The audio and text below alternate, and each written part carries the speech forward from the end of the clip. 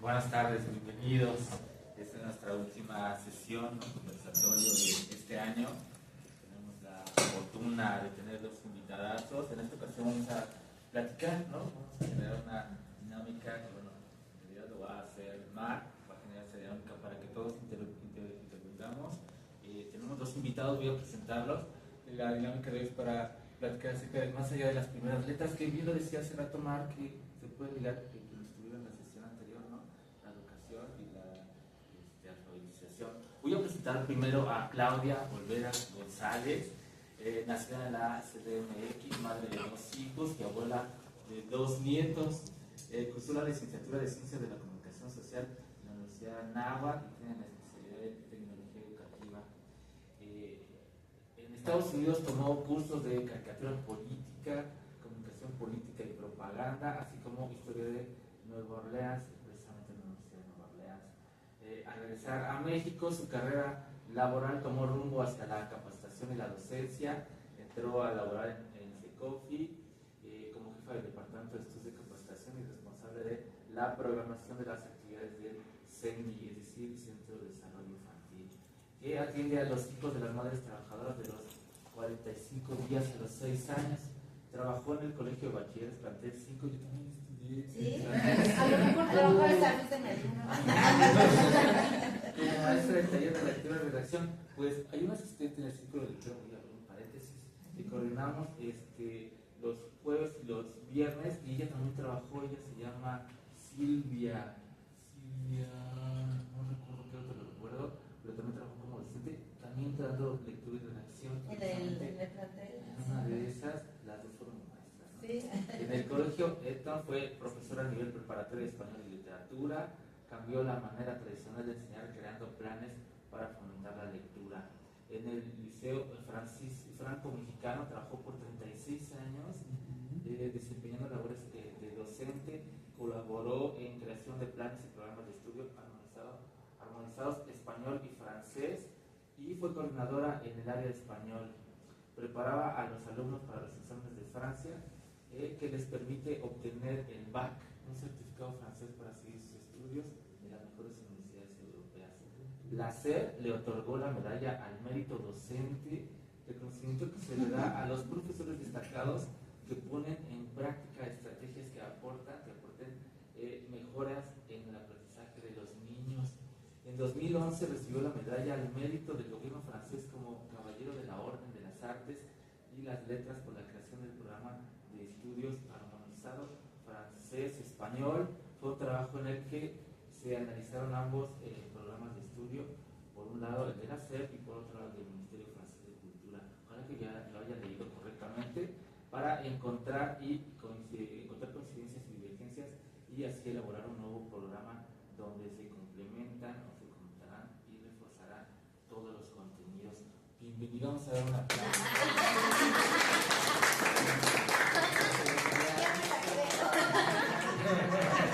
No, es que a veces que colaboramos como colegas, platicamos, ¿no? Y uno se encuentra, bueno, vamos a escuchar vamos a presentar, a Edgar Sahid, lo conocí correctamente. Hinojosa Sánchez, él es artista visual egresado de la Universidad Nacional Autónoma de México en el 98, donde encontró un nodo entre el arte y la ecología, manifestado en distintos proyectos escultóricos con materiales reutilizados y reciclables, así como en la fotografía, el dibujo y la pintura.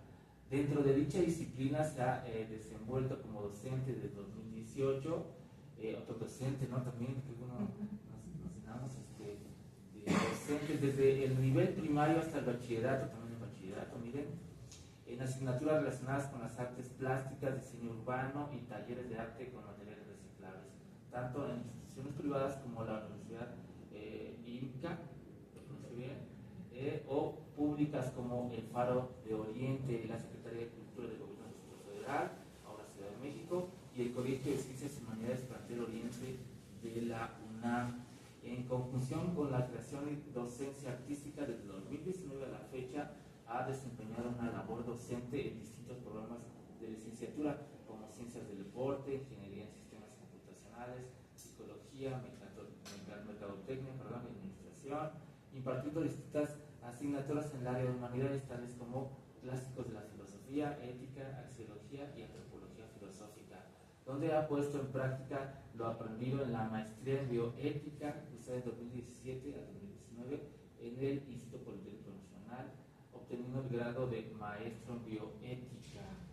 Dentro de su necesidad de actualización y reflexión sobre algunos escenarios dilemáticos que afectan al ser humano y su relación de respeto y responsabilidad con el entorno.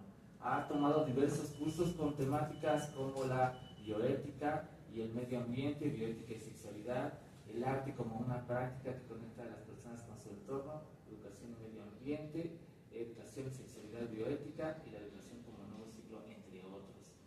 En este último campo y fomentado su crecimiento, así como su necesidad de entender el proceso educativo y de aprendizaje, cursó el doctorado en evaluación educativa en la Universidad Minca, la Ciudad de México en el 2022 al 2024, presentando su examen de candidatura estando y a espera del examen de grado.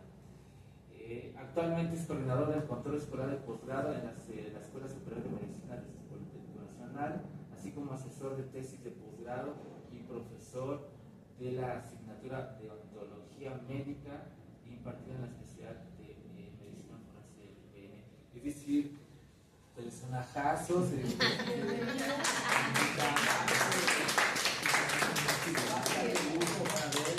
garantía la presentación de Mar, que le cedo la palabra. Yo voy a estar moviéndome de un lado para otro, voy a tratar de estar atento también por si alguien está por allá perdido para traerlo. Y no es una grosería, pero regreso en un segundo. Le doy la palabra a Mar y bienvenidos todos, ¿no? Vamos a ver, Pues muchas gracias por la presentación, muchas gracias a ustedes por acompañarnos. Es como lo dijo Oscar desde el principio, es una charla, es un conversatorio. Clau es una excelente conversadora, entonces vamos a tener un gran conversatorio. Estoy muy contenta de que estemos cerrando diciembre, porque no había conversatorio en diciembre. La FES no cierra sus actividades y no había conversatorio en diciembre. Pero las cosas se ordenan, la energía tiene su propia dinámica para ordenarse. En septiembre tuvimos un paro y sí tenemos conversatorio en diciembre. Entonces eso es muy bueno porque se liga con el conversatorio del mes pasado, que quedó muy pegadito, que ambos hablan de la educación. Entonces, la intención de reunirnos, el pretexto para reunirnos, es la conmemoración del Día Internacional de la Alfabetización. Por favor. La UNESCO es quien conmemora ese día, ¿no? Los conversatorios siempre me gusta contextualizarlos un poco en de qué trata, ¿no? De por qué venimos, por qué la UNESCO, por qué todo esto. Y bueno, la UNESCO, que es la Organización de las Naciones Unidas para la Educación, la Ciencia y la Cultura, fue creada en 1945 y está especializada en la promoción de la educación, la ciencia, la cultura y la comunicación. Promueve una educación de calidad, salvaguarda el patrimonio y garantiza el acceso a información confiable en trabajo con sus 194 estados miembros en todo el mundo. Dentro de esos estados miembros es México. México forma parte desde 1946, que forma parte de la UNESCO. Y lo ligo con el conversatorio pasado, en donde trataba de que la UNESCO promueve una educación equitativa, inclusiva, para todos y constante. Y eso es de lo que se trata la alfabetización. Desde 1967, la celebración anual del Día Internacional de la Alfabetización, DIA, se ha llevado a cabo el 8 de septiembre en todo el mundo para recordar a los responsables de formular políticas profesionales y al público en general la importancia de la alfabetización para crear una sociedad más alfabetizada, justa, pacífica y sostenible. Desde que empezamos a ver el concepto de alfabetización, me llamó mucho la atención al estar investigando y yo creía, como ignorante, que la alfabetización era pues quitarnos lo analfabetas, ¿no? Saber leer y escribir, y no es, va más allá. Por eso el título del conversatorio, la alfabetización va más allá de las primeras letras. La alfabetización es constante, es para siempre, durante toda la vida, y que nos da, el tener este concepto, nos da más oportunidades en la vida económica, en la vida social, en la vida educativa. Entonces se me hizo muy interesante poder contar con dos grandes profesionales, tanto en la educación media como en la superior. Creemos que la infancia es en donde tenemos que tener esta alfabetización, es donde tenemos que impulsar a los niños, que no está mal, se tiene que hacer, ¿no? Hay que enseñarlos a leer, a escribir, a sumar, a restar. Pero después, ¿qué haces con esos niños que te llegan a un medio superior o superior? ¿Y cómo te llegan, no? Porque a veces creemos que van muy capacitados, que van muy bien, y no siempre nos topamos con eso, ¿no? No nada más en la parte básica de la alfabetización. Aterrizando, esta es la UNESCO con sus 194 países, México miembro uno de ellos, y lo aterrizo, ¿no? Entonces me voy al INEGI y busco los datos del INEGI. ¿Y en dónde está México? Y resulta que sí, que tenemos, aquí lo vemos en colorcitos, ¿no? En colorcitos rojos, ¿no? Mayor al 96% de porcentaje es la población alfabetizada, al 95 y al 94. Y dice el INEGI que todo nuestro país está al 94% alfabetizado. Eso dicen los datos del INEGI. Y entonces todavía lo hago más pequeñito, ¿no? Y lo llevo al Estado de México, en donde estamos nosotros, ¿no? En el Estado de México. Y todavía lo llevo todavía más pequeñito a Naucalpan. Y en Naucalpan, si bien no somos de los privilegiados del 96%, pero sí somos del 94% alfabetizados. Y entonces yo aquí hago un poco de trampa al decir, bueno, somos alfabetizados al 94%, a lo mejor porque piensan que, o está medido nada más porque sabemos leer, escribir, medio sumar y medio restar, y ya no hablemos de multiplicar, ¿no? Pero entonces, ¿cómo le damos un paso adicional? ¿Cómo vamos un paso adelante a que esta alfabetización sí nos dé todas esas oportunidades que la UNESCO pretende? En el conversatorio pasado hablábamos del sistema sostenible, ¿no? Del plan sostenible que tiene la UNESCO para el 2030, y si las escuelas, los docentes y las escuelas tienen los medios y los recursos para poder llevar a cabo ese plan sostenible, que en términos generales es que la educación sea inclusiva, sea para todos y sea para siempre, ¿no? En todo momento. ¿Por qué es importante la alfabetización? Porque nos permite comunicarnos de forma efectiva con las demás personas. Pero eso es lo que hace la alfabetización, comunicarnos de una manera correcta con las personas, poder expresar nuestras ideas de una manera correcta. Además, nos ayuda a conocer nuestro mundo, ampliando nuestros conocimientos por medio de libros, folletos, material escrito o digitalizado. Parece tan obvio, pero es una realidad.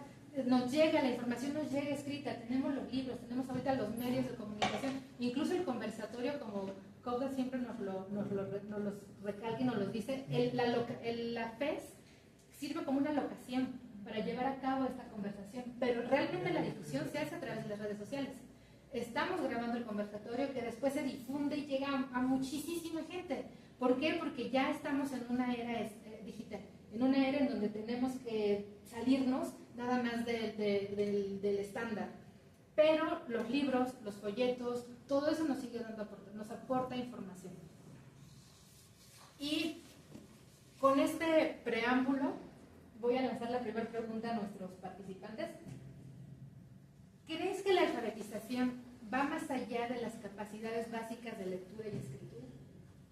Sí, indudablemente, porque podemos decodificar símbolos, signos, y podemos enseñarle al niño, pues, cuando está aprendiendo a leer y escribir, y que empieza el caro, no se dice caro, se dice carro por esto y tal y tal. Ah, rojo, no se dice rojo porque es porque tal y tal y tal y tal. Ok. Y podemos incluso leer un texto y de pronto, si me permites, tomarlo muy bien y decir, de acuerdo con tu experiencia, ¿crees que la alfabetización va más allá de las capacidades básicas de lectura y escritura? Okay. La forma, ¿qué entendiste? ¿No? Y entonces podemos irnos a esta cuestión de apariencia, de codificar, de pronunciar muy bien. Y ya, nos quedamos ahí.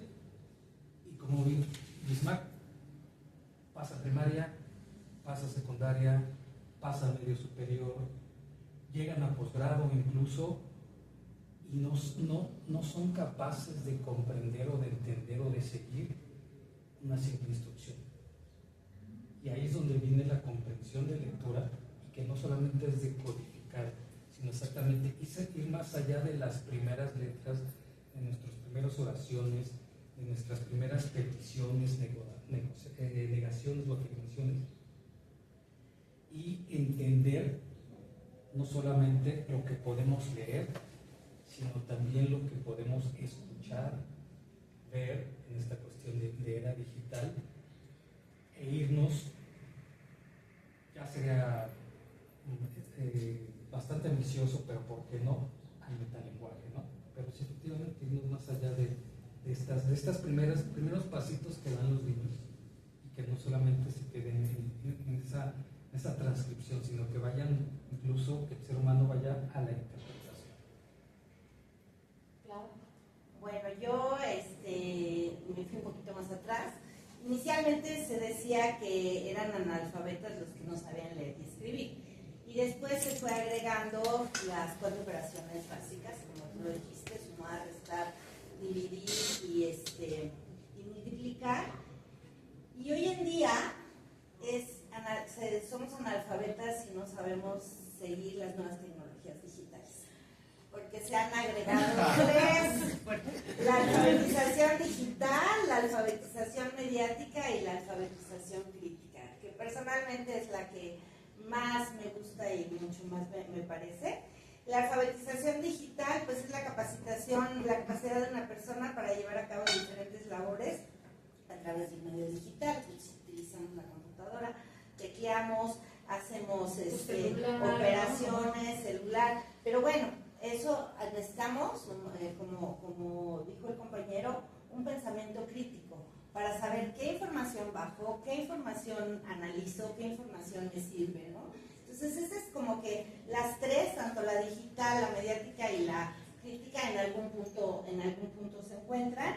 Y es muy importante verificar la fuente, hacerles entender a los jóvenes que no es nada más hacer tu tarea en la computadora, sino verificar la fuente, saber quién te está, a qué fuente estás acudiendo, si la dirección es verídica, si la dirección no es la correcta. Entonces, toda esa enseñanza nosotros como docentes lo tenemos que hacer, porque el utilizar los medios digitales es una competencia transversal.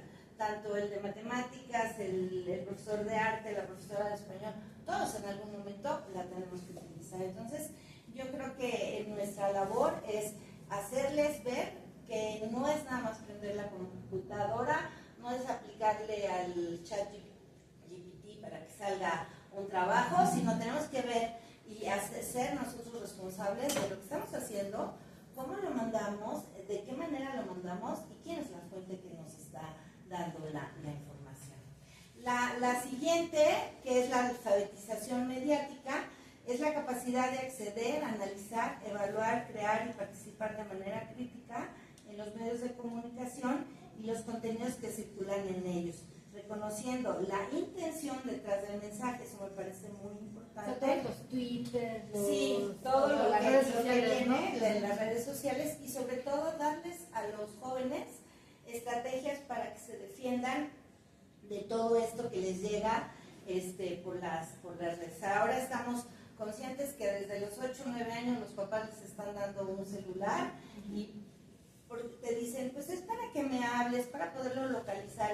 Sí, pero va implícito que el niño va a abrir redes, porque pues con el teléfono bien, es un teléfono inteligente, tiene todo esto, y el niño se va a meter a páginas que a lo mejor no son correctas, aunque le pongas el parental, no sé qué se llama, pues de todas maneras ellos encuentran la manera, ellos saben cómo hacerlo, y entonces lo que nos queda a nosotros es prepararlos para que tengan una mente crítica, puedan analizar las noticias falsas, el ciberbullying y todo lo que les llega a través de los medios, ¿no? Entonces creo que es muy importante la alfabetización mediática porque les va a permitir tomar decisiones libres e informadas sobre lo que van a hacer, lo que van a bajar, lo que van a leer y lo que van a hacer. No nos podemos alejar nosotros de los medios. En mi generación nos costó mucho trabajo, la pandemia nos ayudó mucho y nos empujó a que pues ahora le pones todo en digital, porque si no, pues mañana no tienes trabajo. Digo, a mí así fue toda mi preparación de 30 años que tenía en hojitas de papel, y si era yo muy avanzada a lo mejor en las que proyectaba, ¿cómo se llaman? Acetatos. Pues sí, pero de un día para otro me dijeron, órale, vas, aprendes, lo subes, sabes cómo mandar, cómo hacer, y eso, queramos o no, nos dio un paso y nos hizo avanzar muchísimo. Entonces ahora lo que tenemos que buscar es esa parte donde protejamos a nuestros alumnos de los malos contenidos, de los contenidos que les perturban la mente, de lo que los hacen entrar en sectas, entrar en grupos terribles, en tener citas escondidas de los padres con personas que fingen ser unos jóvenes y que realmente son gente mayor, todo esto, o simplemente contenidos que no son para ellos, que no están preparados para ellos y que tienen que limpiar su mente, su teléfono de toda esa basura que les está llegando. Y por último, que yo digo que es la que más me gusta, es la alfabetización crítica, que es la capacidad de leer, analizar y entender textos de manera reflexiva, preguntándose quién creó el mensaje, con qué intención y con qué idea me transmite y qué efectos puede tener. Esta alfabetización crítica la creó Paulo Freire, un educador brasileño, que él, angustiado por la situación tan terrible del analfabetismo que había en Brasil, él se puso manos a la obra y dijo, tengo que hacer algo muy, muy importante. Y él dice que lo importante es empoderar a los educandos. No tiene que venir el maestro a dar horas y horas de clase, porque eso no avanzamos, sino hay que cuestionar lo que está dando, y el alumno tiene el derecho de preguntarme a mí, como maestro, si lo que estoy diciendo es correcto. Y eso era antes impensable, ¿no? Porque el maestro era el Dios, tú, ustedes son bujones, pero bueno, el maestro se te podía dar un zape. Y la verdad, tú te aguantabas y tu papá llegaba, es que me pegó el maestro, algo de haber hecho, y no había nada, ¿no? Entonces, él habla de un diálogo de aprendizaje entre el maestro y el alumno. Y esto a mí siempre me ha gustado mucho. Yo hice la especialidad de tecnología educativa cuando mi hijo tenía 6 años y era como mi conejillo de indias, ¿no? Entonces yo le hacía las pruebas y decía, ay, mira, sí funciona, sí es, ¿no? Entonces, y afortunadamente, tanto Ana, mi hija, como Hugo, mi hijo mayor, estudiaron en una escuela donde sí es un poco esto. Se permite el diálogo, se permite la investigación. Cuando tú vas a analizar un texto, no te dan un solo texto, te dan 2, tal vez contrarios, para que tú veas lo que puedes hacer, crítica, y digas, esto me parece bien, y esto no, y tienes que dar las razones. Entonces, yo creo que la transformación que dio Paulo Freire a la alfabetización como un proceso crítico es donde se ganó muchísimo, donde se avanzó, donde se cayó un poco esa figura del maestro en el pedestal que nadie le podía cuestionar, porque si no pide revisión de examen, estás reprobado, ¿no? O sea, no había ni diálogo, y es así porque yo en mis 40 años de ser maestra, creo que me enseñaron más los alumnos que lo que yo les puedo enseñar. Y el alumno que te cuestiona, aunque te da mucho coraje decirlo, ese te enseña, porque te hace buscar, te hace investigar y te hace saber, bueno, pues si es correcto. No, pues yo estaba segura que se iba a hacer un conversatorio de lujo, porque ya tengo muchas más preguntas. Y el público está invitado en cualquier momento a participar y que se haga un diálogo, ¿no? Lo que tengan que aportar, lo que tengan que decir, ¿no? Pero con lo que los que dijeron los dos, pues yo ya estoy así con la cabeza que tengo un montón de preguntas. Enriqueciendo, dice la compañera, todavía se habla mucho de proceso de educativo o de educación, sistema educativo, pero ahora ya es un proceso de educación-aprendizaje, efectivamente. ¿Por qué? Porque ya se trata, o en algunos lugares se está tratando de romper esta línea de pizarrón-alumno, ¿no? Digamos como en el teatro, romper la cuarta pared. Exacto, donde lo que hace el profesor, el docente, es ser asesor como tal del alumno. Requiere de muchas herramientas, muchos factores, porque a veces no alcanza el tiempo, no hay infraestructura en algunas escuelas, etcétera, etcétera. Pero es en esta cuestión de metodología cualitativa, extraer la fenomenología, a lo mejor no de cada alumno, porque a veces es muy complicado, pero por lo menos del grupo, ir viendo cuáles son sus necesidades, ¿no? O por qué quieren algo, o incluso Te por voy a qué quieren interrumpir estudiar. ahorita, porque se me están yendo todas las preguntas que te quiero hacer. Dices fenomenología. No, aterrízanoslo, porque no es que sean fenómenos, ¿no? O sea, no. ¿de qué trata? Es como todo lo que se pueda extraer de lo que te dé el alumno. Por ejemplo, en una clase, etcétera, va a haber un alumno que a lo mejor se duerme, y siempre, por alguna cosa. Uno, regularmente, efectivamente, antes se le lanzaba el borrador, se le gritaba, pero entonces ahora es ver por qué te estás durmiendo. ¿Te parece aburrida la clase? Puede ser que sí. Hay materias optativas que a veces los alumnos no alcanzan a agarrar la que quieren, y pues ya la que me queda porque tengo que agarrar una, ¿no? Y pues ni modo, y la tengo que pasar porque la tengo que pasar. Viene en el programa, viene en la currícula, y entonces pues la tengo que tomar, ¿no? La verdad es que no le entiendo lo que me está diciendo, ¿sí? O todavía hay profesores que utilizan mucho el pizarrón, vamos a decirlo a la manera antigua, porque yo lo empecé a utilizar así también, incluso me tocó pizarrones verdes, de los que todavía daban dos. Ajá. Y pues no están acostumbrados incluso a ese ritmo, a esa velocidad. Ya son cuestiones a veces de segundos o de minutos donde hay que estarles refrescando la información, etcétera, etcétera. Habrá quien siempre anota todo primero, ¿no? Habrá quien primero pone atención y después ya anota. ¿Sí? Habrá quien sí hace preguntas, hay unos que sí hacen preguntas. Habrá quien que a lo mejor uno se da cuenta que le da pena si quiere preguntar, pero le da pena, ¿sí? El clásico de alguna pregunta, ¿no? Todas esas expresiones que te brinda un escenario, un suceso, ¿sí? Son la fenomenología. O sea, todos esos adjetivos, cualidades, comportamientos, acciones que uno puede extraer o que puede no extraer, porque uno como profesor también puede decir, puedes no quererlos ver. Sí, no, no me yo importa, llego, ¿no? paso lista, doy la clase, tal, les dejo tarea, si el trabajo nos vemos en el examen. Y se acabó, ¿no? Entonces, toda esta ida y vuelta dialéctica, de diálogo, de conversar, se está tratando no se está tratando, ya se propuso desde hace muchos años, décadas incluso, pero repito, sí es difícil, muy difícil. A veces, aunque uno quiera, no se puede dar, porque no existe el espacio, no existe el tiempo, son cuestiones así muy rápidas, pero efectivamente, ¿para qué? Pues para ver todas estas, todos somos ignorantes, todos, ¿no? ¿En qué le falla, en qué es ignorante este alumno o esta clase, que puede ser un grupo mixto, que a mí me ha tocado, o un solo grupo que es de ingeniería, y obviamente cuestiones de humanidades no les interesan? Son de esas que tienen que tener lleno. Sí, o incluso preguntan, ¿a mí de qué me sirve ética? Es más, hasta los abogados, los que estudian derecho, dicen, preguntan, ¿para qué te sirve ética? Que ya es preocupante. ¿Para qué me sirve la diferencia entre el ser y el deber ser? Y dices, ay, bueno, te voy a explicar, ¿no?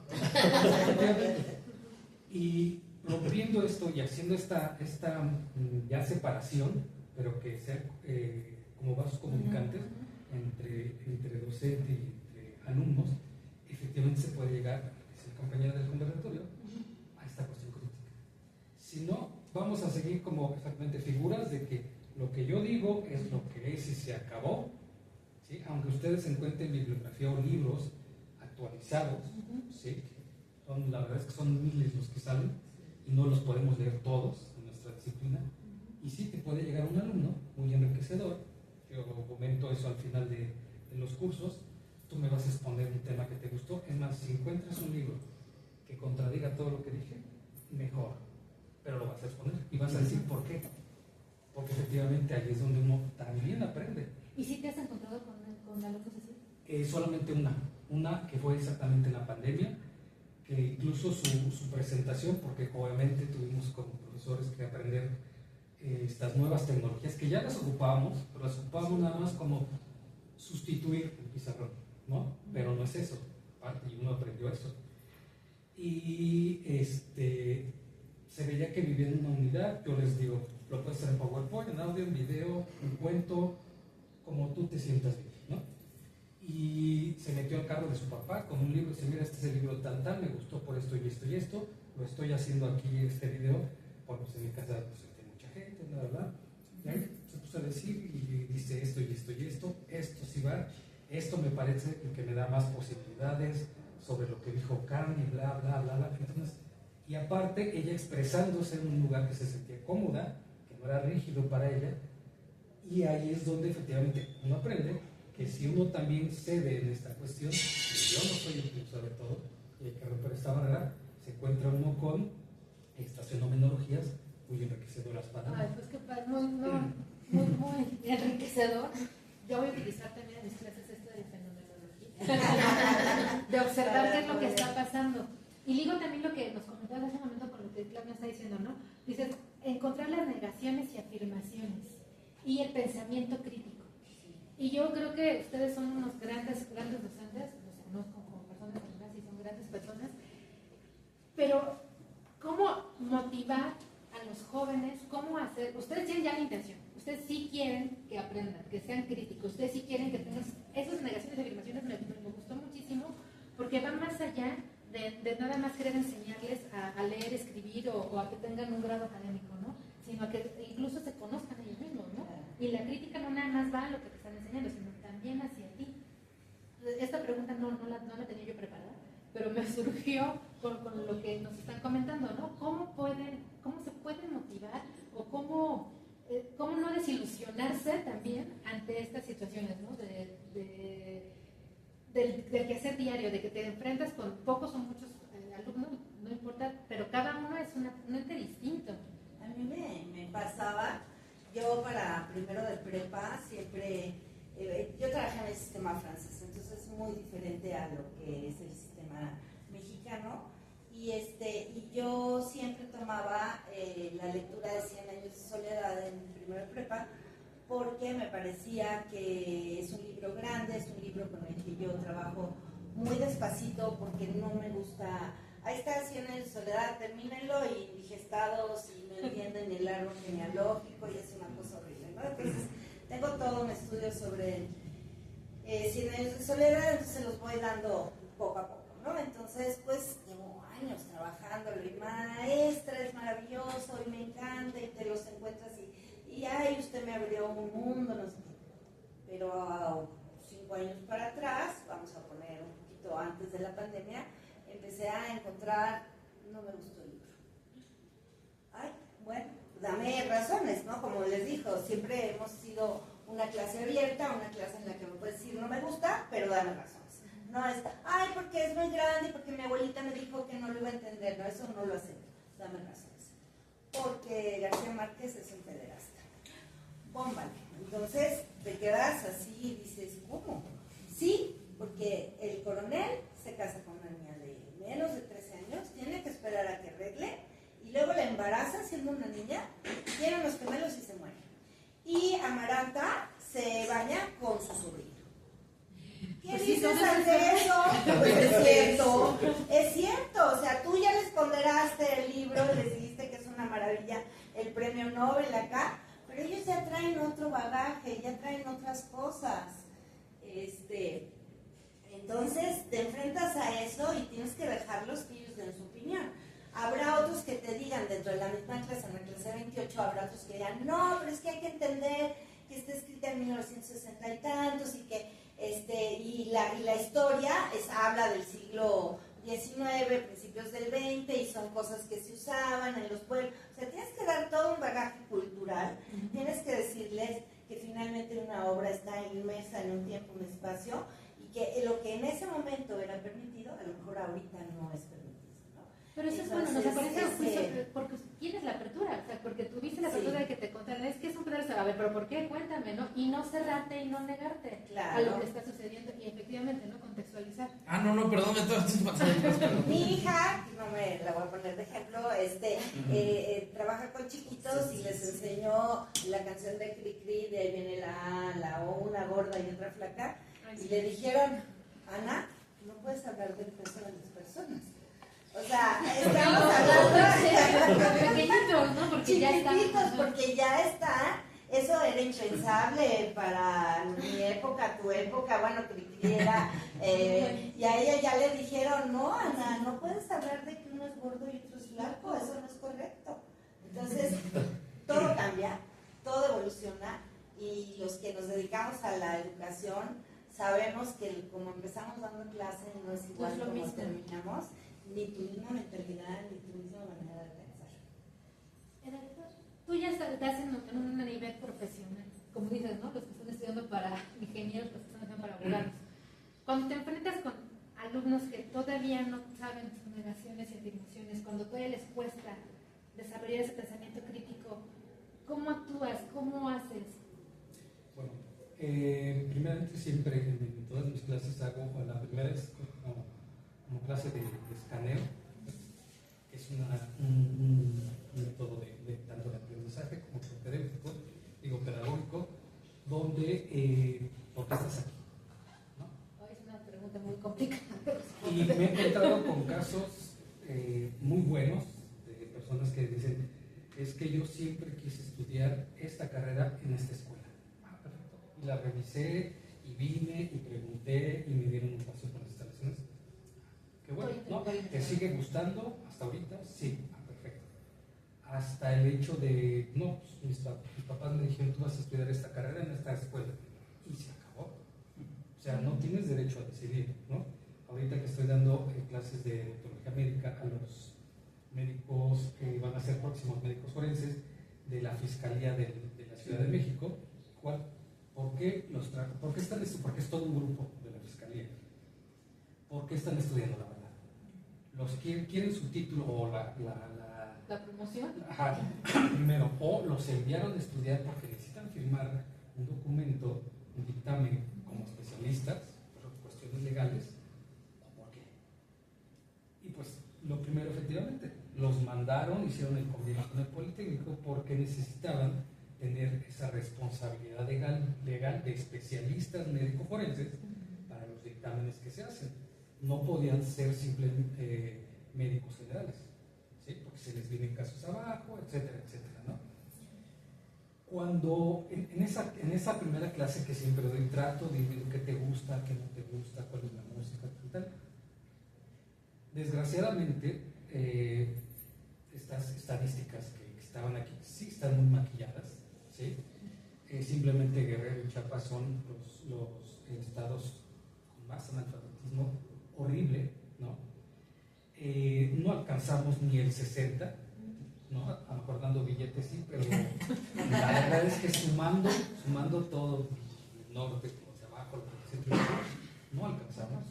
Porque efectivamente esta clasificación que se mostró al principio, ya cuando nos vamos al analfabeta funcional, que es aquel efectivamente que sí sabe leer, escribir, hacer operaciones matemáticas por lo menos básicas, pero que no es capaz de meterlas o actuar con ellas en su vida cotidiana, se viene muy abajo. Y entonces, ¿qué haces con esos alumnos? Ok, tú que eres de ingeniería, ¿qué te gusta? No, pues a mí me encantan los cómics, quiero hacer aplicaciones, yo quiero tal. Y entonces ahí es donde los empiezas como que a jalar. A veces, efectivamente, como repito, muy difícil, pero dices, bueno, a ver, ¿qué clase le estoy dando? A lo mejor clásicos de la filosofía. ¿Le importa un pepino? ¿Quiénes fueron los filósofos? ¿Por qué? ¿Cuáles son sus ideas? Etcétera. ¿Qué cómic te gusta más? No, pues tal. Muchos no los conozco, empiezo a buscar, tal. Ok, veo, perfecto. De todo este temario, ya cuando terminemos o vayamos en el segundo parcial, me vas a decir cuál es tu personaje que más odias. No, pues tal. ¿Cómo se relaciona con alguna escuela de filosofía? No, pero eso es pensar un montón. Para que ellos digan, ok, obviamente no les doy kilos de información tampoco, se pierde completamente, ¿no? Y entonces ahí los vamos jalando, yo les hago correcciones igual ortografía, les digo, eso no se los voy a calificar, que no está dentro del mío, pero se las voy poniendo para que ustedes vean y sepan cómo va, por qué no va así, etcétera, etcétera, etcétera. Repito, es un trabajo muy difícil, que te llevas a casa.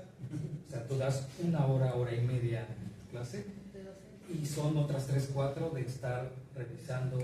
No puedes utilizar, como dice la compañera, a veces ni siquiera el mismo material entre año y año lectivo, porque ya pasaron un montón de cosas, ya hay una nueva aplicación, otra manera de cómo se comunican ellos. Los que utilizamos Facebook ya somos viejitos, ya nos dicen que somos otra generación. Ya no se usa. Efectivamente, entonces es irles ahí metiéndote, no mucho, pero metiéndote para pues jalarlos un poco a esta cuestión de volverlos menos analfabetas, ¿no? Y no pelearse realmente el TikTok o el Snapchat o el Kik o lo que sea con la lectura, porque si no vamos a perder completamente. Es una guerra totalmente perdida. Y eso lo ligo con la siguiente pregunta, que ya un poco la contestaron, ¿no?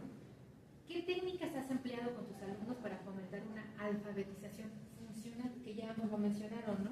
Como herramienta para el aprendizaje a lo largo de toda su vida? Y ahorita lo dijeron, ¿no? Porque sí sabes sumar, restar, multiplicar y dividir, pero ni siquiera sabes que eso te sirve para ir a la tienda y comprar, ¿no? O no sabes que eso te sirve para recibir el cambio del transporte cuando te subes al transporte.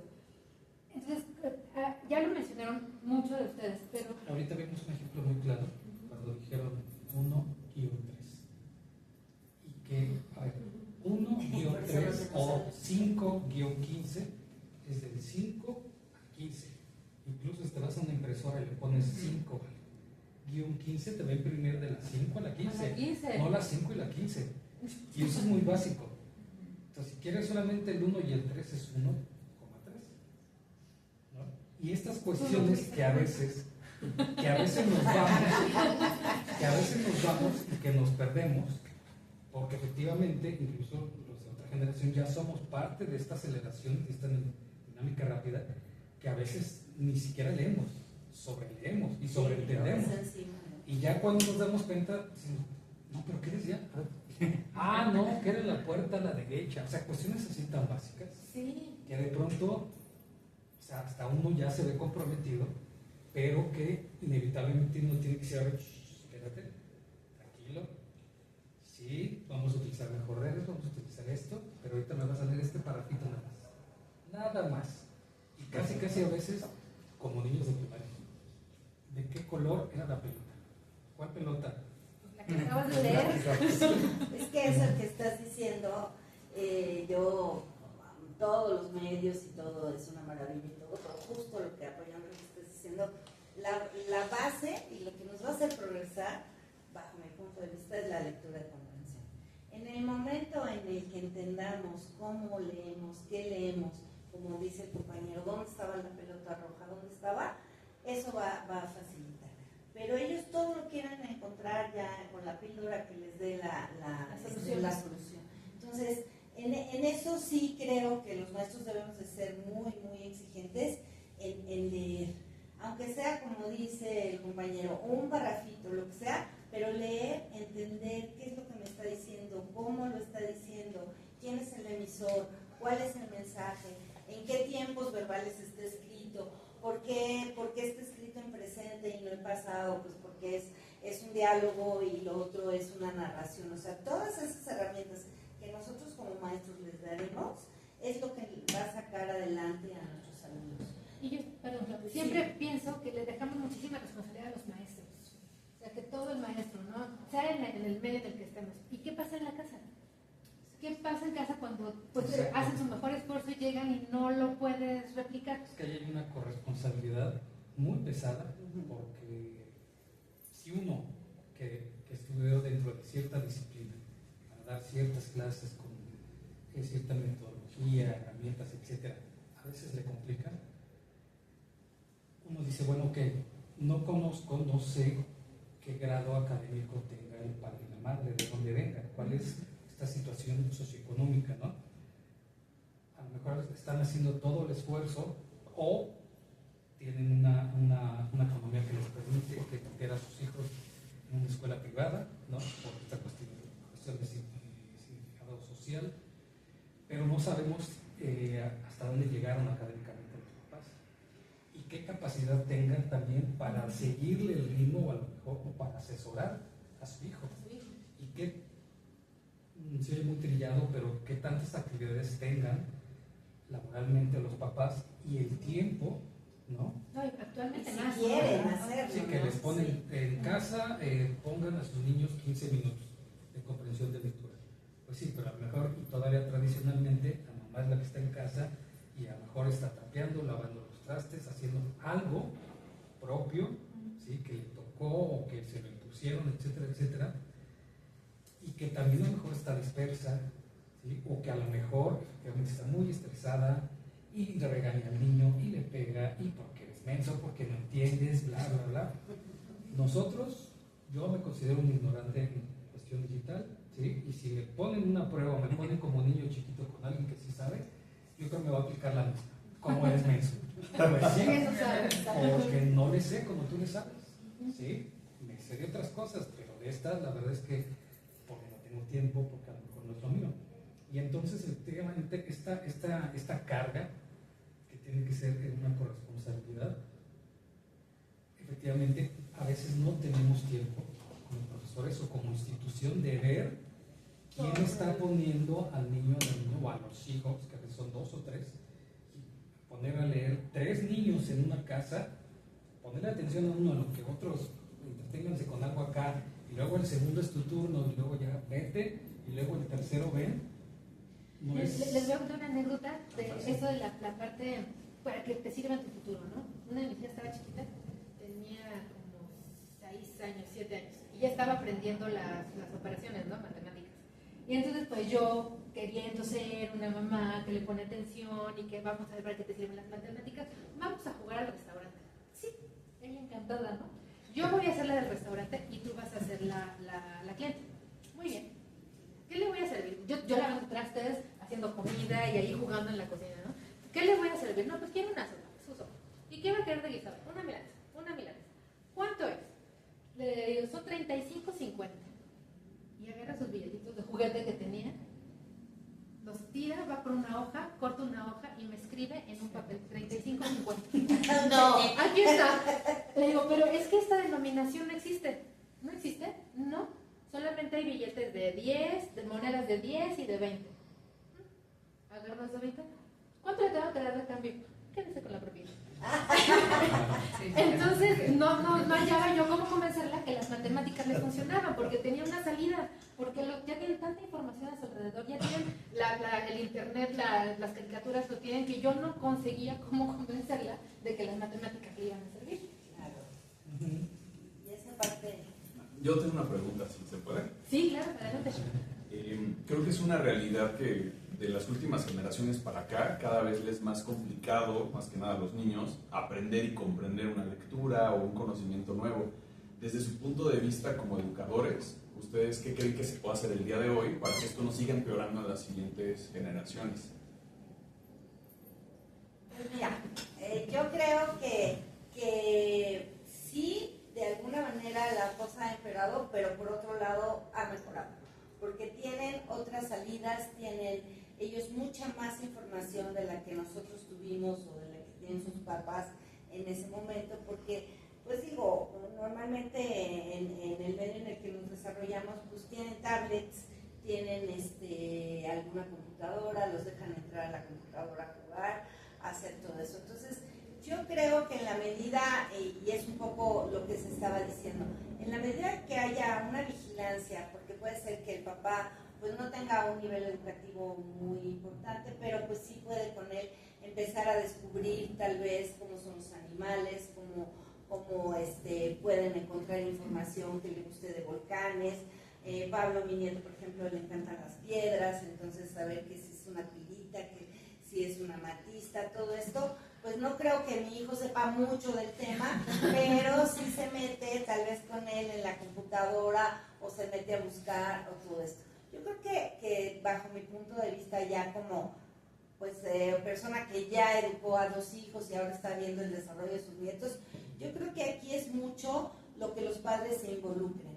Y ahí sí no podemos hacer gran cosa, y bien lo dijo el compañero, porque no sabemos qué es lo que pasa en casa. Una de las cosas que más nos frustraba en la pandemia era que había un chiquito oyendo clase, pero estabas oyendo a la mamá que estaba trabajando y al papá que estaba trabajando, entonces tú no te podías concentrar, el niño no se podía concentrar porque estaba oyendo al hermano que leía, a la mamá que trabajaba, y era una realidad muy, muy complicada. Entonces, sí, la realidad de cada niño es muy, muy diferente, pero en la medida en la que las escuelas, y ahí sí es la parte que le toca a las escuelas, den materiales para que ellos se involucren, busquen, investiguen, les abran el conocimiento, es la única manera que vas a hacer para que eso, lo que tú dices, no empeore. Y sí, se satanizan mucho los medios de comunicación, los medios digitales, pero yo bajo mi experiencia creo que bien utilizados es una arma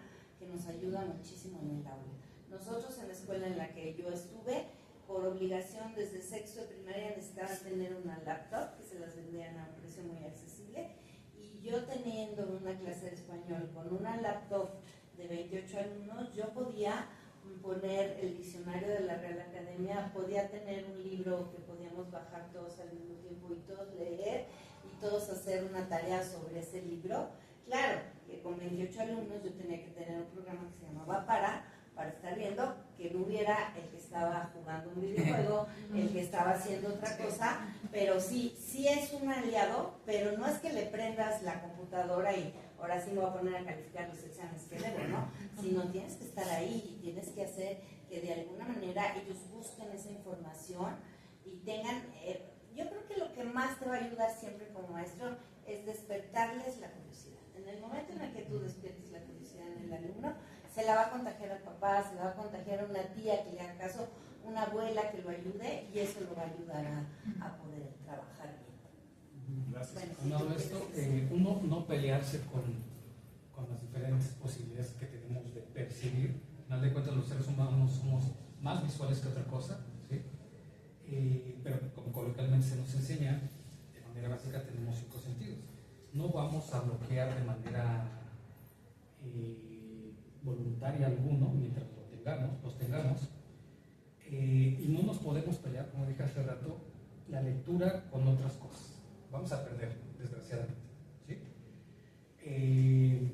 Si la lectura, vamos a decirlo, formal, de letras, etcétera, etcétera, está por los suelos, una lectura de una obra de arte está por debajo, está enterrada, así de plano, ¿no? Pero tiene lo suyo, tiene su lenguaje, tiene su escenario, tiene su plataforma. Así también la lectura. Igual, nos dice la compañera, ok, a ver, textos pequeños, ¿sí? No textos grandes porque se saturan también en esta cuestión de dispersión que tenemos ya con los medios digitales. Textos pequeños que sean acordes a la edad de cada persona, y poco a poco. A veces, yo ahorita, vamos a decirlo, puedo criticar un poco más a mis colegas, vamos a decir, cuando yo estuve en la prepa, que te dejaban libros de un día para otro, no le vas a entender, no vas a captar nada, ¿sí?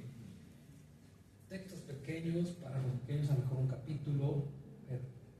Dime, ¿qué entendiste? ¿Tienes algún personaje principal? ¿Qué te gustó? ¿Qué no te gustó? ¿Qué te pareció? ¿Tú cambiarías algo de esto? ¿Sí? Exactamente, para ellos que se vayan imaginando, pensando, que no solamente se queden con voy a hacer un resumen, sino también meterme en a lo mejor puedo cambiar, imaginarme, ya a nivel, cuando ya es una especie, digamos, licenciatura, etcétera, donde ya tienen que leer códigos, etcétera, etcétera, ya es más complicado, efectivamente, muchas cosas son de memorización, pero incluso ahí también se puede. Hoy me van a leer la ley sanitaria que les aplica para tal, ¿sí? Solamente el artículo tal al artículo tal, nada más, ¿sí? Ya después, a lo mejor sí les va a aplicar una cuestión de memorización ya cuando trabajen, pero ahorita poco a poco para que también ustedes vayan, incluso hasta las leyes tienen interpretación, ¿sí? ¿Qué dice? Ahorita todavía muchos médicos ya egresados dicen es que la Constitución nos garantiza la salud. No, no nos garantiza la salud, nos garantiza un servicio de salud, y el mismo Estado tiene o pondrá los caminos para el acceso a esos servicios de salud. Pero porque un médico diga, nos garantiza la salud, no solamente es peligroso en cuanto a que lo esté entendiendo así. La salud no se le puede garantizar a nadie. O sea, ya desde no has interpretado, ¿no? Pero bueno, así echarlo con cosas pequeñas que les gusten. Porque si no, si nos ponemos a no vas a ver TikTok, no vas a hacer esto, y en vez de eso vas a hacer esto, son dos cosas diferentes. Y darle su espacio y su gusto a cada uno como se lo tiene. Yo tengo otra pregunta. ¿Ustedes consideran que a lo mejor conocer más como este bagaje, este contexto de la vida personal de sus alumnos ayudaría como a dar apertura a que ustedes tuvieran una relación diferente con los alumnos? A mí, por ejemplo, me pasa con mis alumnos que el día que yo me doy a la tarea de conocer quién es esa persona fuera de la escuela, como que ellos bajan la guardia. Ellos dicen, ok, voy a poner atención a tu clase. Pero, O sea, no te metas, ¿no? Ajá, exacto. O sea, solo no, o sea, lo aceptan porque dices, te interesaste en mí y como que ya entendiste que a lo mejor como el ejemplo que dabas, ¿no? Me quedo dormido porque mi trayecto es de 2 horas para llegar a la universidad, o el contexto en el que vivo es nefasto, o mi familia esto. Entonces como que ayuda a que tú seas empático con ellos, pero que ellos también logren romper un poco esta barrera y quizá digan, bueno, también yo voy a tratar de ser empático y entender que el profesor no está obligado a conocer mi vida personal y no puede entender siempre el por qué a lo mejor no quiero poner atención o no quiero hacer esto o el otro. ¿Ustedes consideran que sí ayudaría? O sea, que la escuela tendría que buscar alguna estrategia o herramienta como para que sus profesores entendieran el bagaje de sus alumnos y eso ayudara justo a alfabetizarlos mejor, o creen que realmente no ayudaría? En mi caso sí ha funcionado. No, institucionalmente es muy difícil porque regularmente dicen que ahí está el trabajo social, orientación vocacional, Claro. ¿no? O ya para salir se les hace un examen de tal y tal. Sí, pero son cuestiones estandarizadas. Y a veces mediante la estadística sí puedes ver la media, un comportamiento, pero siempre hay ejemplos que se salen de, ¿no?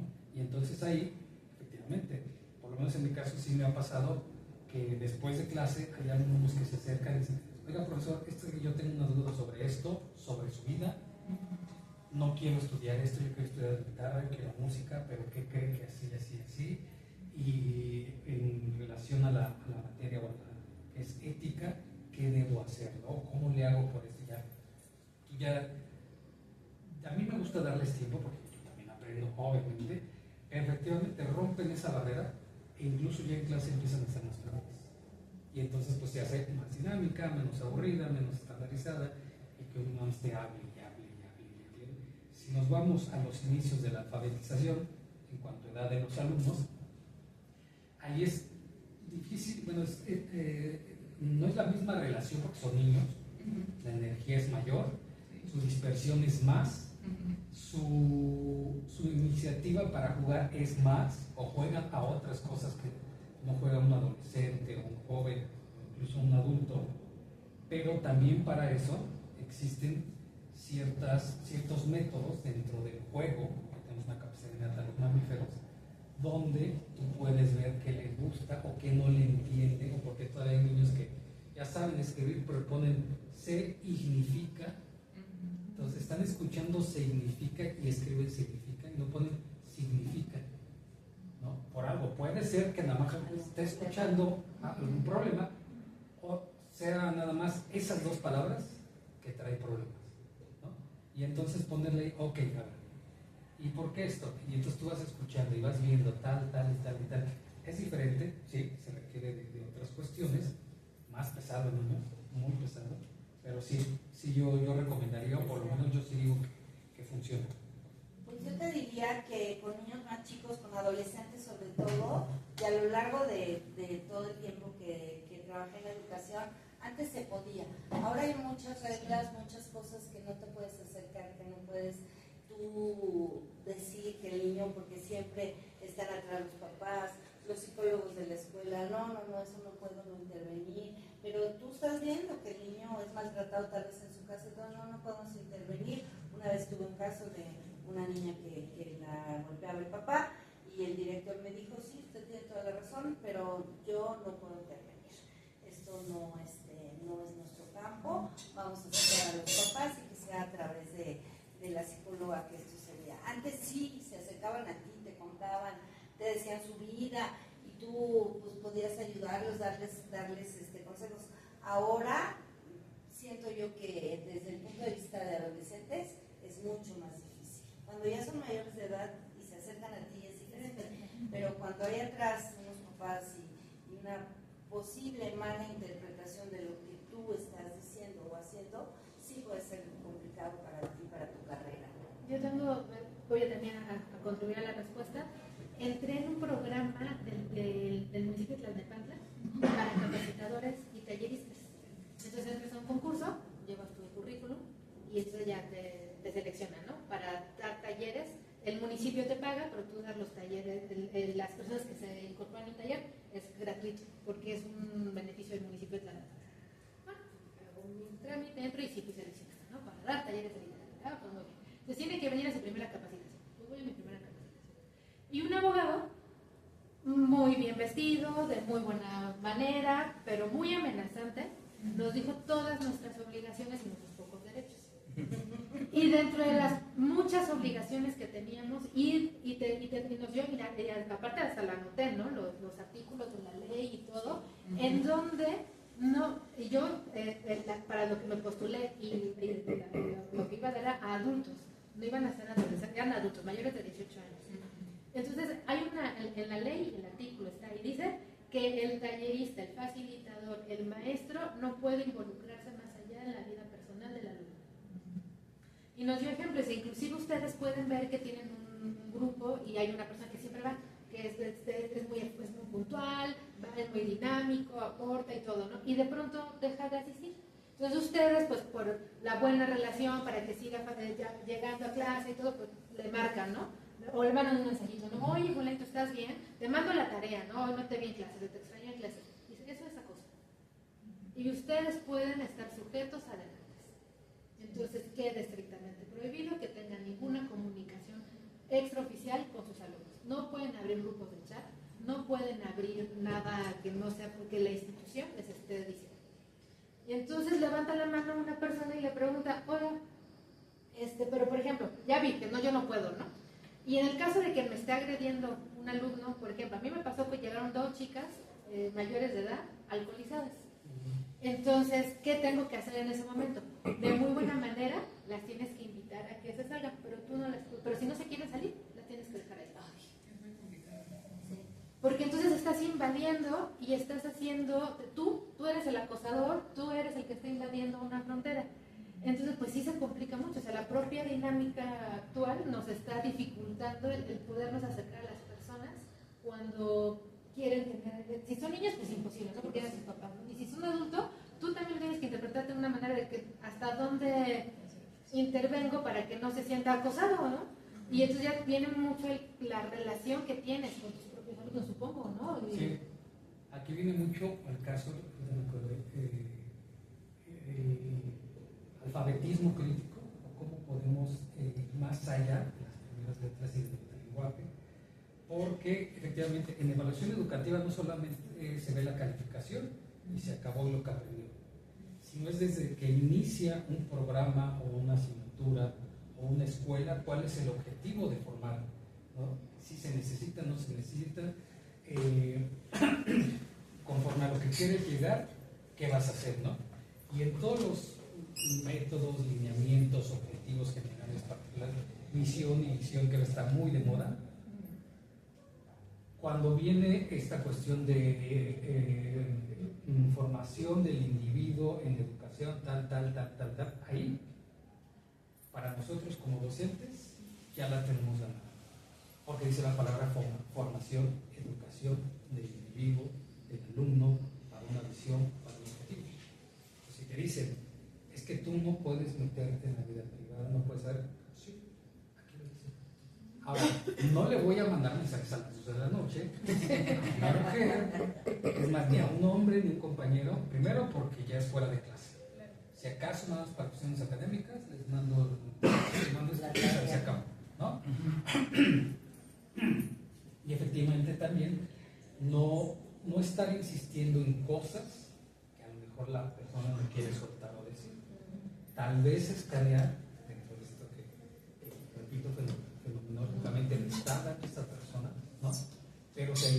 Ahora, en un taller sí es más complicado porque es más específico, ¿sí? Y ahí si nada más es enseñarle las herramientas, no sé, para hacer churros de chocolate.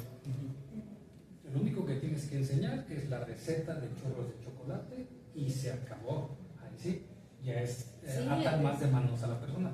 Pero en otras cuestiones, ya incluso a nivel primera, sí ya hay muchas cuestiones que ya no se pueden decir, ya no se les puede decir. Ni siquiera, Corazón, cariño. ni siquiera de cariño decirle gordita, flaquita. No. Por su nombre o por su apellido, si es que así lo solicita el papá o la mamá, se diga por sus dos apellidos, y también respetando vamos a decir, la investidura de la escuela y del profesor.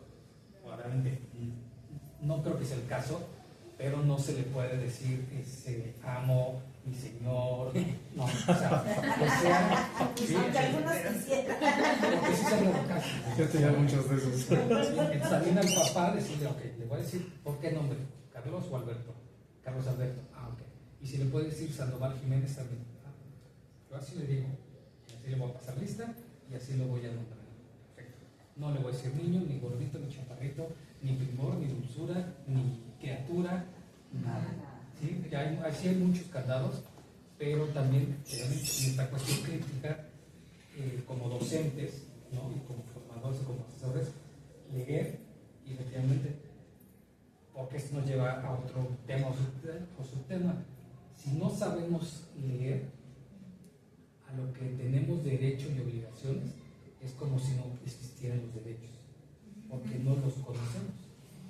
Si no sabemos ni siquiera leer un letrero que diga Zacatlán a la derecha, pues menos vamos a conocer nuestros derechos y de ahí pues todo lo que nos enriquece como personas. Ya abordamos el siguiente tema, justo lo que estaban platicando ahorita. Bueno, las fotos que ven, las fotos que van a aparecer son fotos de estamos ilustrando con su labor audiovisual, de artista, ¿no? Audiovisual. Para este año, para el 2025, el Día Internacional de la Alfabetización se celebró justamente bajo el tema promover la alfabetización en la era digital. Y ya ambos abordaron mucho de este tema, ¿no? De cómo ver la digitalización alrededor. Y lo que decía Cedra, ¿no? Ahorita, ¿cuál es la siguiente pregunta para los invitados es ¿cuál es tu opinión sobre el uso de las herramientas digitales?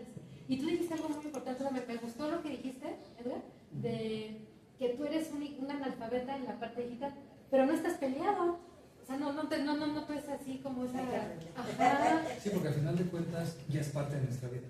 No, a menos que venga una cuestión como películas de zombies o algo así, que se acabe la civilización como la conocemos, va a seguir. Tenemos la inteligencia artificial ya, la tenemos encima, que todavía tiene ciertos errores, pero todavía hay muchas cosas que tenemos atrasadas de comprensión o de leer, incluso de correo electrónico. Yo recuerdo el clásico de manda este correo a 20 contactos y tu correo se hará gratuito, si no te empezarán a cobrar. Y años después lo mismo, pero con el WhatsApp. Y la gente lo hacía. ¿Por qué? Porque el WhatsApp lo decía o porque el correo electrónico lo decía. Ahorita en esta cuestión de vamos a leer, y que hay personas que dicen, no, pero es que yo leo en tableta, o yo le agarro más con audiolibros. Eso también es leer. Al final de cuentas hay una lectura y una interpretación auditiva, ¿sí? Y que a lo mejor tampoco estás entendiendo o estás sobreentendiendo o malentendiendo, ¿sí?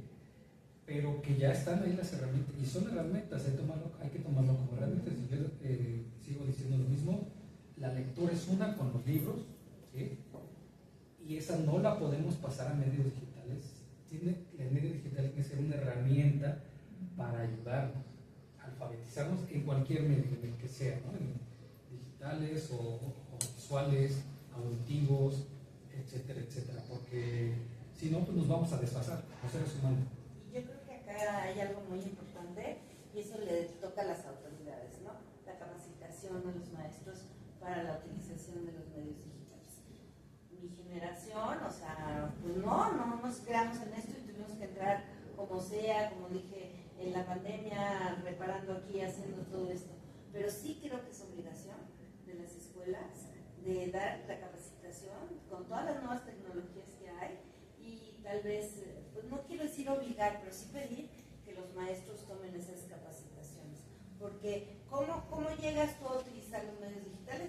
Porque hay un compañero que te dijo, mira, pícale aquí, hazle acá, y tú le estás picándole y le haces como sea, y más o menos vas avanzando, ¿no? Yo en mi caso, mi marido era informático, entonces me enseñaba a hacer un montón de cosas, pero se me murió y entonces vino la pandemia, y ahora ¿qué tengo que hacerle, no? ¿Quién me ayuda? Rafa, mi yerno que se acaba de salir, Anita me ayudaba, pero de verdad que era una angustia y algo que yo no sabía cómo hacerlo, ¿no?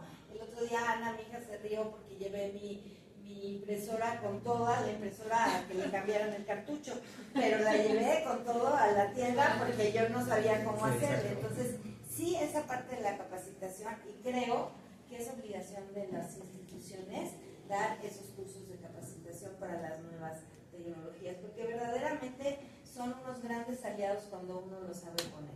No cuando les prendes la película para que tú puedas hacer otra cosa, sino cuando realmente hay una interacción. Tienen todos el libro, tienen todos el audiolibro, tienen todos por ejemplo, vamos a ver un autor, y el que tú puedas encontrar un video con la figura del autor y que esté hablándoles y todo eso, para ellos les cambia la vida, porque entonces ya lo conocieron, ya saben, ay, mira, no era tan viejito, ay, se ve bien, o sea, todos se hacen, y como que eso hace que entren más al libro, comprendan más la lectura y tengan más ganas de hacerlo.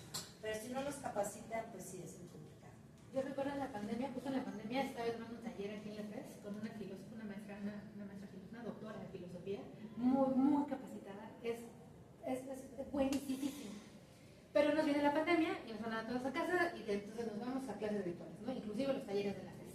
Y entonces ella nos empezó a proyectar, nos estaba pues todos aprendiéndole, ¿no? Al Zoom, y que si no tenías y no sé cuánto, nos empezó a proyectarlas, hacía presentaciones y las proyectaba. Y una compañera, todos haciendo nuestro mejor esfuerzo, porque nuestras bandas, yo no sabía ni que existía la banda Ancho Delgada, no tenía ni idea de lo que era esto del internet. Entonces nos conectábamos todos al mismo tiempo, ¿no? Mi marido trabajando, mis hijas en la escuela y yo también, y todos colapsados, ¿no? Entonces, entre que lograbas entrar a la red y todo, bueno, una compañera le dice, perdón, se me desconectó la computadora, ¿nos podrías mandar la presentación para, pues irte siguiendo, porque entre que te pongo atención y todo? Y ella muy molesta dijo, ¿para lo que me pagan? ¿Creen que les tengo que mandar la presentación para lo que me pagan? Si ni siquiera yo sé usar estas herramientas, yo tengo que pagar para que me hagan estas presentaciones. Acto seguido la dieron de baja y ya no nos tomó clase, ¿no? Porque se conectó una persona de Acatlán y escuchó todo esto, ¿no? Pero eso sí me hizo pensar y escucharlos a ustedes, que somos de generaciones diferentes, pero no tecnológicas, al final de cuentas, que no debemos estar reñidos con la tecnología. Al contrario, es una herramienta, es un aliado, aunque a mí me cueste, aunque a mí me choque, aunque yo no quiera, es un aliado y me puedo favorecer de todo esto.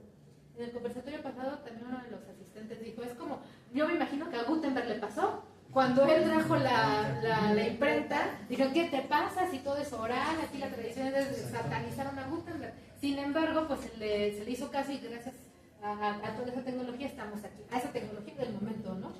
Entonces, ahorita tenemos esta parte tecnológica que, como ustedes lo mencionan, aunque no sepamos, aunque no nos guste, no tenemos que alejarnos de ella, ¿no? Y a veces en el salón de clase siempre tienes un aliado, algún chiquillo, yo por ejemplo, que trabajaba con adolescentes, que le encanta, entonces ya se te fue la computadora, ya no puedes proyectar. Fulanito, sí, como no, bien, y te lo hace en un momentito, ¿no? Entonces siempre hay que buscarle cómo, pero no satanizarlo, porque yo sí creo que bien utilizado es una gran herramienta.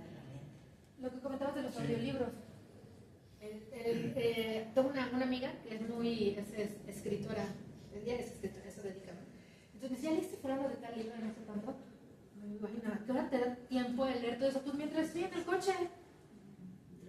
En el audiolibro, me dice, piensa que la literatura así empezó la tradición oral, era como se llevaba la literatura. Entonces le digo, pues sí tienes razón, o sea, yo misma diciendo, no, pues si no lo tengo en las manos y lo estoy leyendo, el papel, no lo voy a entender. Pues la tradición, como nos vino la literatura, fue a través del oído. Entonces inténtalo, si no puedes, mientras estás cocinando, mientras estás manejando, mientras vas en el transporte, pues ponte tu audiolibro. Y yo también ya lo comento, ¿no? a mis alumnos, por lo menos escúchala. O sea, si ya no lo quieres leer, por lo menos escucha, póntelo, ¿no? Hay muchas aplicaciones que son gratuitas o muchas cosas que puedes encontrar en las redes que te dan esa Y facilidad. además tienen libros muy actuales. A mí lo que me pasa es que me duermo. Entonces, lo estaba oyendo en no sé qué momento, y al otro día ya, pues yo ya me eché el libro, ¿no? Pues porque si yo nunca lo paré, entonces tengo que echarlo para atrás otra vez para volverlo a leer. Pero sí, ahora sí que el medio como sea, lo importante es leer, lo importante desde mi punto de vista, que soy amante de la literatura, meterte a la literatura, leer poquito, libros chiquitos. A mí cuando llegan los alumnos así de segundo y secundaria, a mí mi papá me leía de chiquito el Quijote, le digo, ay, pobrecito de ti, de verdad, porque no son momentos, o sea, no lo comprenden, es una pose para decir, wow, qué literato soy, y creen que van a impresionar a la maestra, y la verdad no, hay que empezar a leer, y desgraciadamente no hay mucha literatura juvenil en México, y eso también hace que luego los chicos no tengan tanto acceso. Yo creo que ahí sí voy a estar un poco en desacuerdo contigo, Clau. Yo creo que sí la hay, lo que no es La difusión. Exactamente. Y los métodos de estudio, o sea, lo que nos enseñan en la escuela sigue siendo lo mismo. Sí, ¿no? lo antiguo, Oscar no va a dejar mentir, o sea, les dejan literatura. la matriz de Gaula es lo más posible. Sí, yo les dije la salida de todo el periodo pasado, todos me olvidaron. Pero es por el método de estudio, o sea, que te obliga la institución a enseñar, ¿no? Pero sí creo que hay muy buena literatura latinoamericana, literatura hispanoamericana, literatura mexicana, escritores mexicanos que no nos enteramos que existen porque la tradicional, los planes de estudio dicen que hay que seguir enseñando el Quijote, ¿no? Cuando ya nadie lo entiende, ¿no? Y bueno, siguiendo con esto mismo de las capacidades de las personas de la alfabetización. Una persona con capacidad básica de leer, escribir e interpretar, que además sepa dar buen uso de la tecnología con el fin de alcanzar un propósito determinado, puede lograr su independencia económica y ser altamente competitivo dentro de la realidad actual. Ahí está la referencia, esto es lo que dice la página del Estado de México. Lo extraje en la página del Estado de México, pero me gustó traerlo a la mesa para decir ser altamente competitivo dentro de la realidad actual. O sea, me sonó como demagogia, ¿no? Así, altamente, pero ¿cómo podemos convencer a nuestros jóvenes, a nuestros adolescentes, a nuestros niños, que lo que estás aprendiendo aquí te va a servir para allá afuera? O sea, sí, a lo mejor no en la María Gauda, ¿no? O en la Sario de Tormes, ¿no? Pero lo que te estoy, o sea, o incluso eso, ¿cómo eso que te estoy enseñando te sirve para allá afuera? ¿Qué herramientas te estoy dando? Y lograr una independencia económica. Y aquí voy a sonar como mamá, ¿no? Uno no quiere que tu hijo descubra la cura del cáncer, ojalá y pudiera, ¿no? Lo único que quiere es que sea independiente, ¿no? Que no te necesiten por vida, ¿no? Entonces, ¿cómo le podemos fomentar para que esto sí realmente se logre? Que es la siguiente pregunta. ¿Qué consejo darías a los jóvenes para que mediante la aplicación de sus conocimientos puedan ser individuos económicamente independientes? Y si eso es importante, porque a lo mejor también a un chico se lo cuentas y todavía no le llega, ¿no? O sea, no me va a heredar la casa, ¿no? Por muy chiquita que sea, ¿no? Aquí voy a estar. No necesito más. No necesito más, me dan de comer.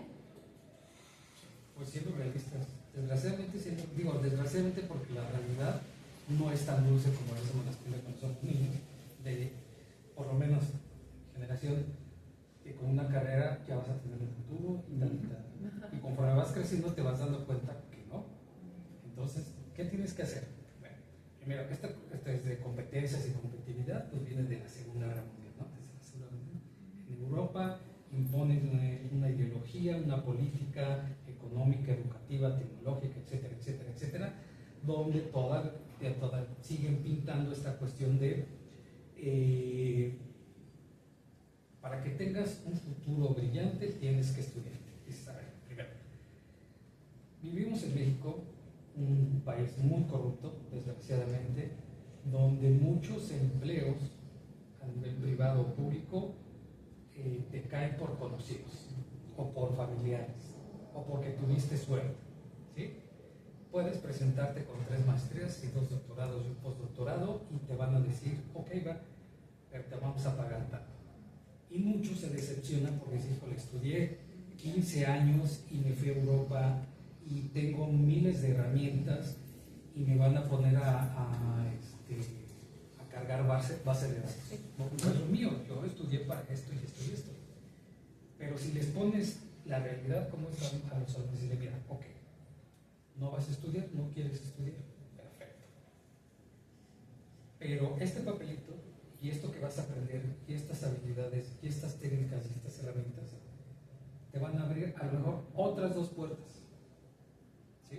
A lo mejor no son 20 puertas, no son 40 y no están las compañías afuera esperándote para que egreses y ven, te contratamos. No.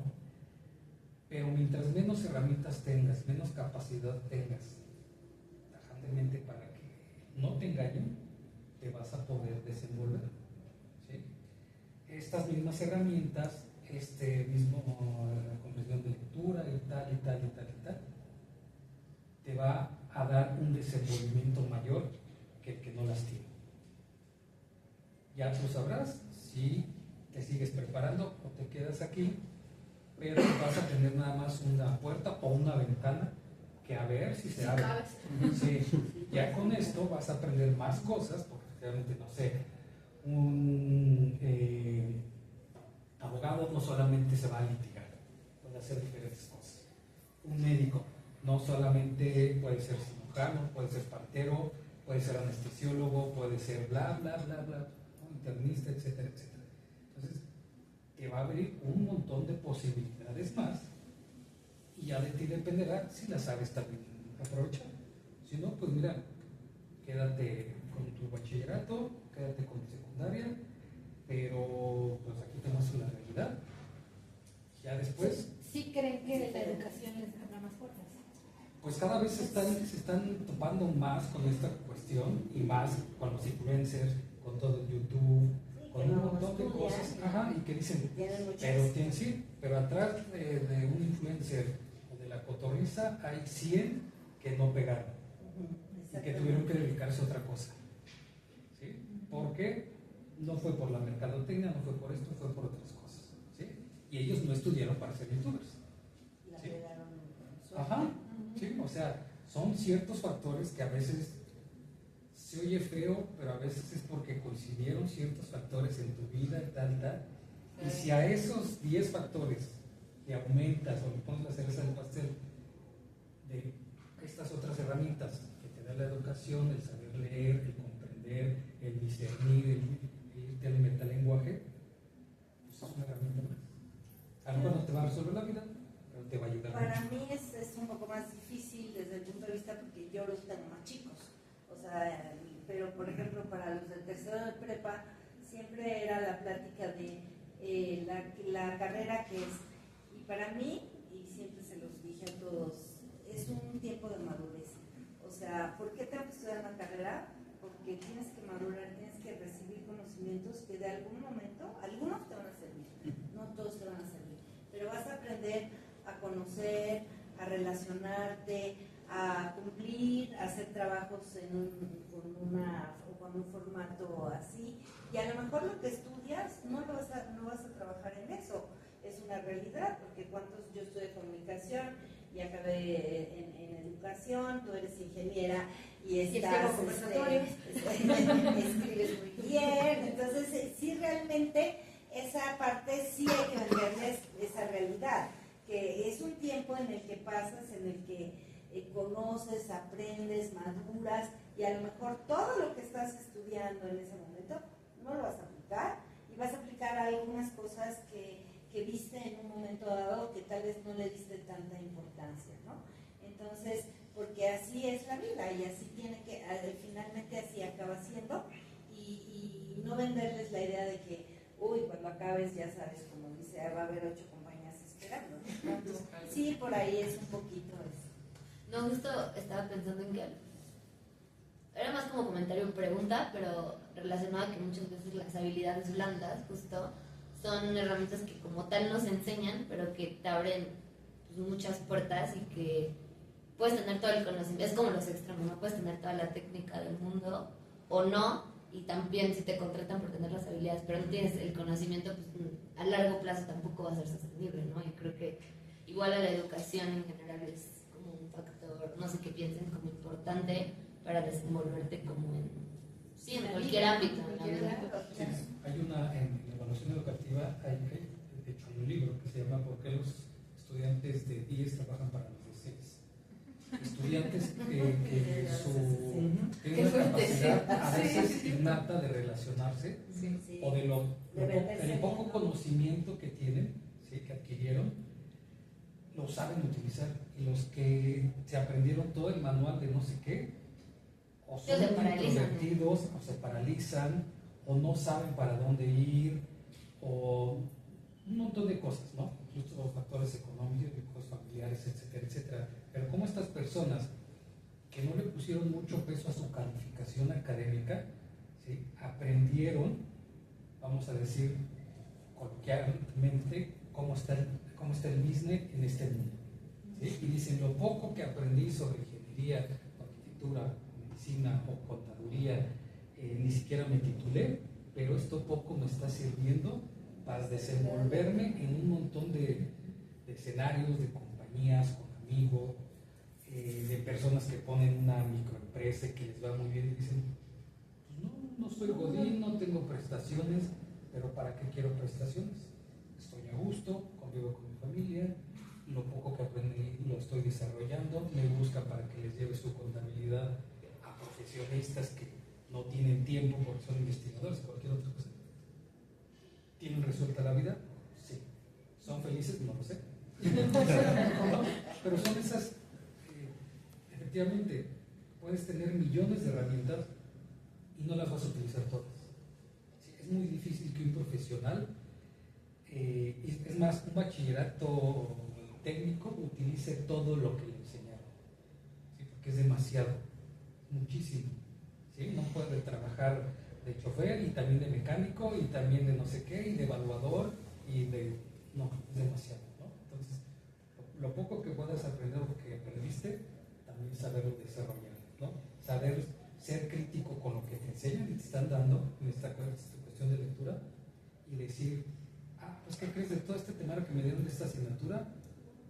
A mí me gusta esta y esta es en la que me quiero desarrollar. ¿Está bien? Perfecto. Bueno, como conclusión, y haciendo caso un poco también a lo que Coba nos decía del conversatorio pasado, vale la pena, sí, la educación. Sí. Vale la pena. La única manera que este país va a salir adelante es educando. Sí. Pero bien, o sea, planteando bien las cosas. Sí, yo le digo a mis alumnos tajantemente, la mejor forma en que no te hagan menso es educando. No hay de otra. Pues muchas gracias. Gracias Muchas gracias por su participación, muchas gracias por la paciencia, por habernos esperado meses para poder hacer el conversatorio, valió muchísimo la pena. Muchas gracias. Estamos cerrando con broche de oro, muy Sí, contentos. no pasa nada. Todo. Sí, no Y muchas gracias, un aplauso.